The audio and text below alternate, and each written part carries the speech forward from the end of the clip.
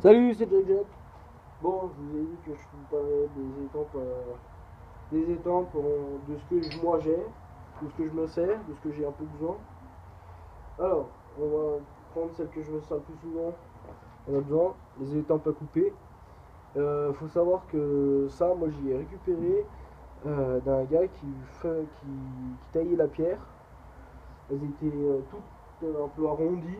Du coup, moi j'ai bien coupé, bien fait franc puis retrempé pour faire une étampe à couper. Regarde, ça sert déjà bien. Comme je vous le disais dans l'autre vidéo, je vais vous chercher mon marteau.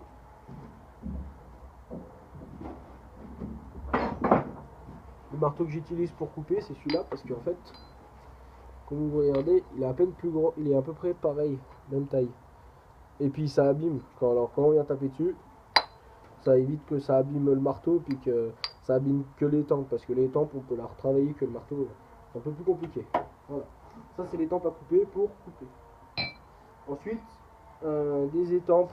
Ça, c'est un morceau comment ça s'appelle, de marteau piqueur, un bout.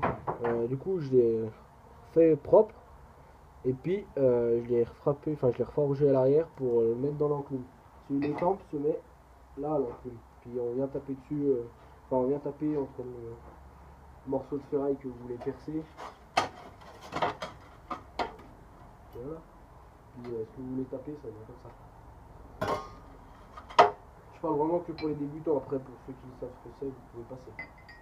Ensuite, une étampe que je me sers de temps en temps, qui est bien pratique, quand on a besoin de faire les finger choil, pour remettre droit ou pour tout simplement faire une gorge, pour écarter aussi, c'est pas mal. C'est assez arrondi, je verrai, je l'utilise de temps en temps, mais pour voir ce que ça donne. Et puis là, c'est ce que je vous disais, c'est ce que j'ai récupéré. Ça, c'est l'étampe que j'ai pas encore fabriquée, mais je voulais me faire une étampe à panne parce que là, j'en ai une ronde pour percer ronde, et je voulais m'en faire une percée carrée, enfin triangulaire ou carré, je sais plus. On verra bien. Alors, ce que j'utilise dans les étampes. Après, les étampes, on peut les acheter déjà, mais ça coûte assez cher. Puis, comme ça, au moins, si je les abîme, je peux toujours les refaire. Que les étampes, une fois, enfin, quand on les achète, elles sont pas très hautes. Elles sont hautes comme à peu près ça. Puis moi, elles sont plus hautes. Du coup, on a plus de surface à faire pour quand on tape dessus. Voilà. On les enfonce un peu comme ça. Et les autres, bah, elles bougent un peu. Elles sont mieux faites, alors ça va aussi bien. Et pour les enlever, comme ça. Après, quand j'ai pas bien fait le cône, par exemple, le carré, elle bouge un peu.